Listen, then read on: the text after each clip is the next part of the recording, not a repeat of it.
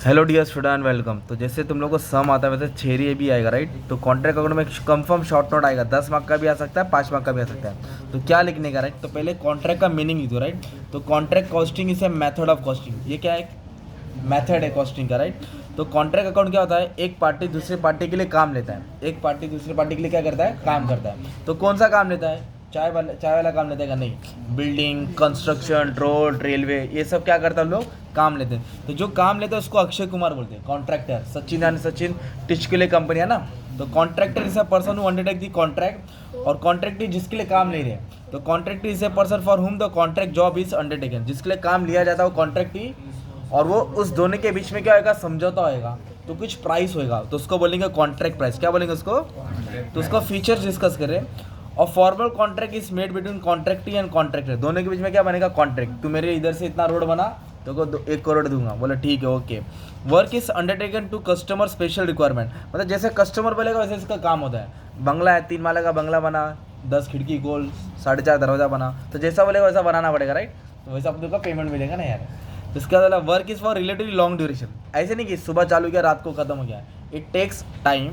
Method of costing is similar to job costing. मतलब किसी के लिए हम काम करते हैं ना, वैसे ये भी एक contract costing is like a method of job costing. Work is frequently based on site. अलग अलग साइट पे काम होते रहता है, राइट। जैसे मुंबई, थाने।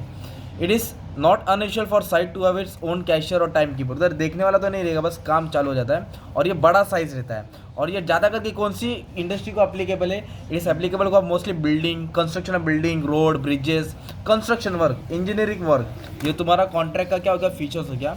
और अपने कॉन्ट्रैक्ट अकाउंट के बहुत सारे कंडीशन पॉइंट पढ़े। तो सबसे पहले एक वर्ड आता है वर्क सर्टिफाइड। क्या आता है? तो वर्क सर्टिफाइड। और उसके पहले आता है कॉन्ट्रैक्ट प्राइस। क्या आता है उसके पहले आता है? तो कॉन्ट्रैक्ट प्राइस का मतलब होता है कि जो तुमको काम मिला है आप उसका 1 करोड़ रुपये ले रहे हो। तो वर्क सर्टिफाइड मतलब जिसका काम का सर्टिफिकेशन मिल गया है, जिसका निरीक्षण हो गया है। फिर उसके बाद बीच में आता है लास्ट में वर्क अनसर्टिफाइड। क्या आएगा? अभी तक काम चेक हुआ नहीं है। तो उसके बीच में आता है रिटेंशन मनी। क्या आता है? रिटेंशन मनी का मतलब होता है कि तुमने जितना काम किया है ना उसका थोड़ा पैसा ना सामने वाला रख लेगा।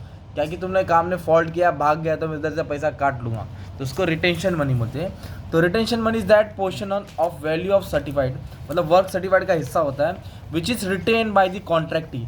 सामने वाला क्या करता है? वो काम का पैसा थोड़ा काट के रख लेता है सिक्योरिटी बेसिस पे, फॉर डिफेक्टिव वर्क, या भाग गया या नहीं आया, ऐसा होता है। तो उसको रिटेंशन मनी बोलते हैं। क्या बोलते हैं? तो रिटेंशन मनी किस पे निकलता है? वर्क सर्टिफाइड और कैश रिसीव से माइनस करेगा तो आता है। और work certified is that portion work completed, जितना काम किया है, which has been certified approved by कॉन्ट्रैक्टी।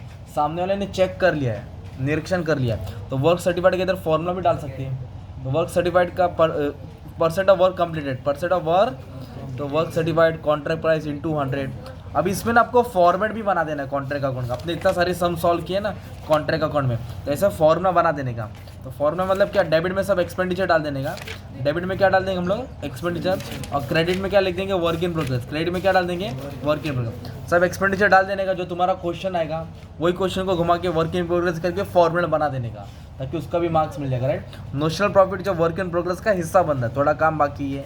तो ये सब कॉन्सेप्ट लिखने का था। और इसको लिखने नहीं बोलना, तुम्हारा रूल है ना, ये जो तुमने रूल याद किया ना, कितना टका काम किया, कितना पैसा प्रॉफिट मिलेगा, ये सबको अच्छे से ब्रैकेट में बना देगा तो काम हो जाएगा।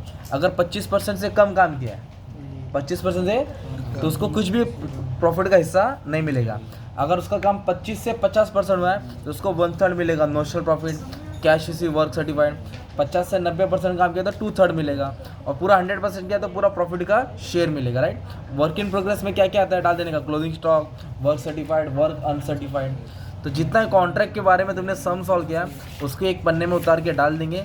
तुम्हारा आप बोलते ना 5 मार्क का शॉर्ट नोट है तो 4 साढ़े 4 मिल जाएगा, ठीक है। Thank you very much and all the best for the exam.